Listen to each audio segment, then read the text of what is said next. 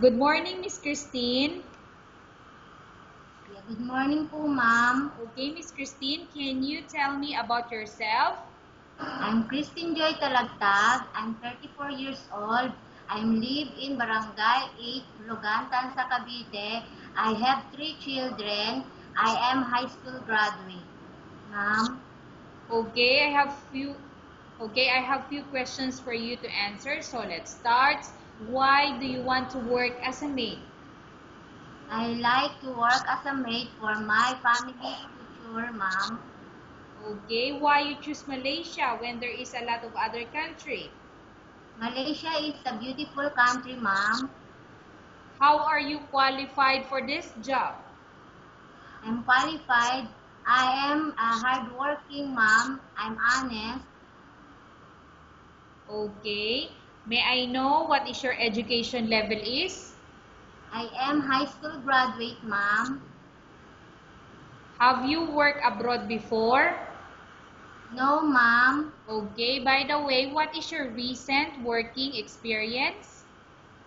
As a factory worker, ma'am. As packer, ma'am. Okay, do you have experience of taking care of baby? Yes, ma'am. My children, ma'am. And my niece, ma'am. Okay, how about elder or older people? Do you have the experience? No, ma'am. Because I'm willing to learn, ma'am. Okay, do you have any other special skills? Yes, ma'am. Cooking, ma'am. Sewer, ma'am. And cleaning the house, ma'am. Okay, are you willing to learn new skills? Yes, ma'am. I'm willing to learn, ma'am. Are you willing to work with a family where the mother-in-law or any relatives stay together? Yes, ma'am. Currently, are you still working now?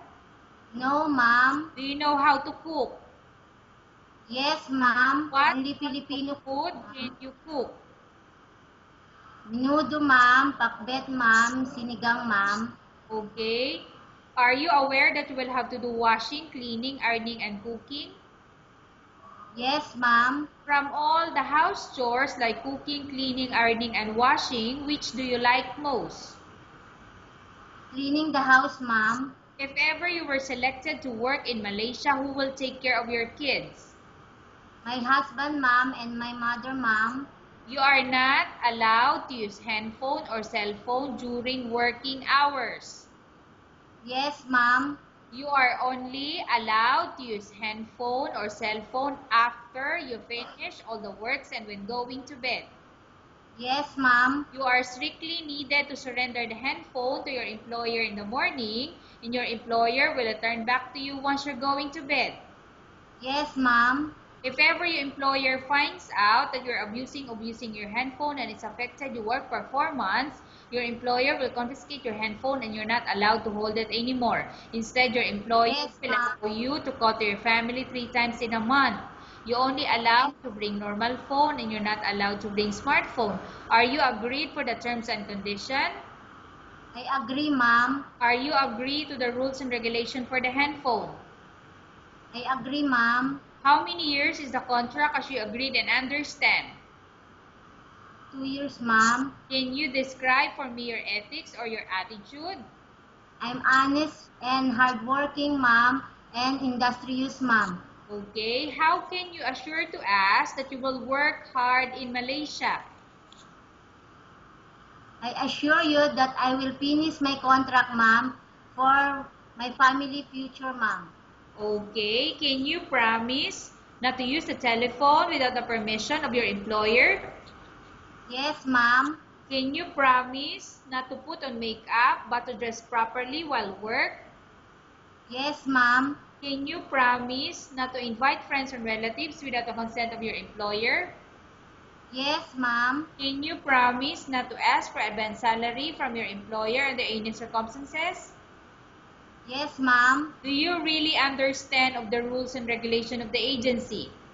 Yes, ma'am. Do you pay any placement fee for you to come to Malaysia to work as a maid? No, ma'am. Do you have any history of sickness, example breast cancer or any other illness? No, ma'am. Do you suffer from any skin diseases, allergy or physical defect?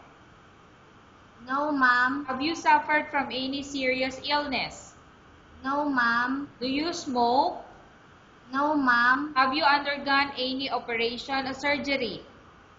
No, ma'am. Are you medically fit? Yes, ma'am. Are you in any medication? No, ma'am. Are you allergic with any food? No, ma'am. Do you have any tattoo in your body? No, ma'am. Okay. Are you prepared to work for the employer of any race? Yes, ma'am. Are you prepared to eat the type of food taken by your employer? Yes, ma'am. Are you afraid of being left alone in the house? Yes, ma'am. Miss Christine, I'm going to repeat the question. Are you afraid of being left alone in the house? No, ma'am. Are you afraid of dogs or other pets? No, ma'am. Can you promise to work according to instruction from your employer? Yes, ma'am. Do you have any immediate family working in Malaysia? No, ma'am. Okay, Miss Christine, we have finished our question section. Let's go to case study. I have a case study for you and I want you to answer me truthfully. Upon arrival in Malaysia within 6 months, if ever any of your family members pass away, what will you do? Will you continue to work till finish your contract or you will go back? I will finish my contract, ma'am. Okay, tell us about yourself and why do you want to work in Malaysia as domestic helper? I am honest, industrious, ma'am, and hardworking, ma'am. Okay. So, Miss Christine, what do you want to tell to your employer who watching your video? Sir, madam, please, please choose me for this job because I need for my family. Thank you, ma'am. Okay, thank you very much, Miss Christine. We will update your agency if there's any selection made by the employer. Yes, ma'am.